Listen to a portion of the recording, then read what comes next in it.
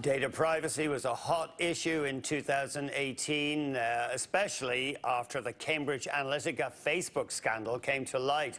What can we expect on this front in 2019? We're joined by Juliette Powell, author and founder of Turing AI. Juliette, great to see you. Happy 2019. I know some people are predicting there is going to be some kind of showdown on data privacy this year. The politicians are going to get serious in North America. Well, I think that anybody that's been following the headlines for the last few years would probably agree with that statement. The question is, a showdown between whom and which organizations? And is the public going to be participant in that particular showdown? So one thing that I absolutely want to emphasize that I've said before, in terms of us as individuals, we can help protect our own privacy, for example, by using search engines like DuckDuckGo. That is basic personal privacy that we have in our own hands that we can do on an easy, a readily available basis. As for the other much larger battles that are going to be happening, well, that's something that we can all keep an eye on, but also keeping in mind that there are alternatives. So we've seen our privacy being showcased without our knowledge. We've seen data breaches across multiple organizations, especially when we talk about the FANG stocks. But particular to December of 2018, there was a statement that was released by Tim Berners-Lee, the guy that created the World Wide Web.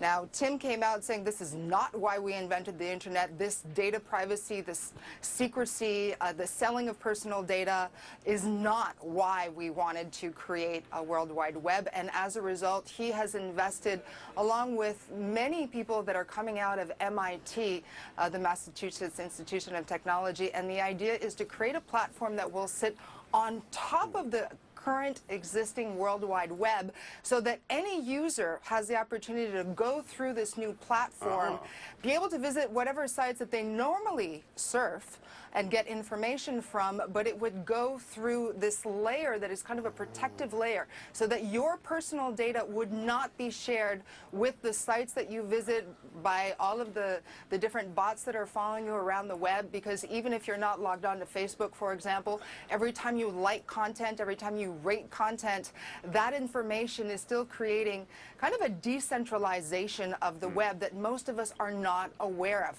And again, more data breaches, more data leakage that are coming from the various apps that we decide to add to our phones, whether it's Android or iPhones. It doesn't really matter at this point, though I must say that iPhones definitely have much better protection than a Google or an Android phone, for example, for the simple reason that Apple's business model is not about selling data. It's not about advertising. So they're much better at security.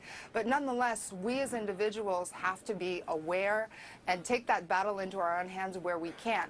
On the bigger scale, as I said, companies like Facebook will be confronted not only by scandals, by litigation, but also by their own users. And so this new opportunity offered by Tim Berners-Lee and his collaborators not only offers users a chance to change the system, but also, I think, while we see more and more companies that are suffering the same kind of lack of ROI because of all these breaches, I think we're going to see enterprise jump onto this new platform where you can actually create your own data store and decide who gets your data, who doesn't get your data. That's so interesting. I think security... I was just going to say, because, I mean, it seems a bit far-fetched to expect that Google and Facebook will voluntarily make significant changes because their business model is all about harvesting our data. Right. Right, whereas Apple's is not.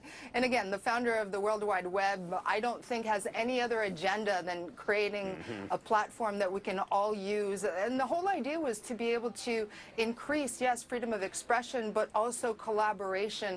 The more information that we have, the better we can be as a human population, and that's where he's coming from. So I agree with you. Facebook, Google, Amazon are not necessarily coming from that particular perspective, but 2019 will see us with more choices, and that's incredibly important. I love this story that's out there that apparently the Silicon Valley gang are anxious for Washington to pass a privacy law because they think their lobbyists can manipulate that process much more easily than they can in California, and they're terrified that California will pass a tough privacy law that will become the default. Well, as you know, currently California does have a much tougher privacy law on tech companies than the rest of the United States, but it is nowhere near the data privacy that we're seeing in the EU, right, which really isn't even protection enough at this point when you look at the underbelly of what's actually going on through our daily use of data, and it's capturing across the board. So this is not just corporate, this is also institutional, and this is government.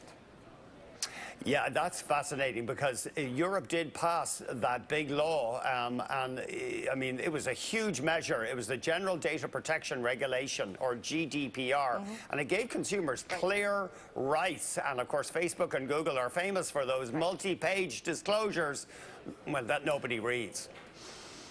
And that change all the time, even if you were to read it, is the reality, right? So this is, again, where Tim Berners-Lee's idea really comes into play. I think more and more, because we're aware of this, more people are likely to buy into the idea of a personal data store where you can control not only who has access to your data, but also whether you're going to get paid for your data. And we're not just talking about rebates. We're talking actual cash in your bank account. And there was just the study that was published in December. I don't know whether you had a chance to see this, where two different groups of economists decided to join forces because they were doing essentially the same research, which is to figure out how much value Facebook has to users. And so in two separate studies, they were able to determine that users were willing to pay over $1,000 a year not to have their accounts deactivated. And this is post-Cambridge Analytica. This is post all the election kerfuffles. I mean, this is part of our reality. How much value do we think Facebook brings to us as opposed to what would we lose if we didn't have Facebook? So this is more of a social conversation, I think, than a political one or even a technology one. What do you think? You know, that's fascinating. We have to look inside ourselves. We expect the internet to be free, but there's a cost. And I love that Tim Berners-Lee story, that he's working on this thing, overlay that would be private. It's like the dark web for those of us who are uncool and aren't interested in arms dealing and stuff like that. Anyway, Juliette, we got to leave it there. Thanks very much indeed. Juliette Powell, author and founder of Turing AI.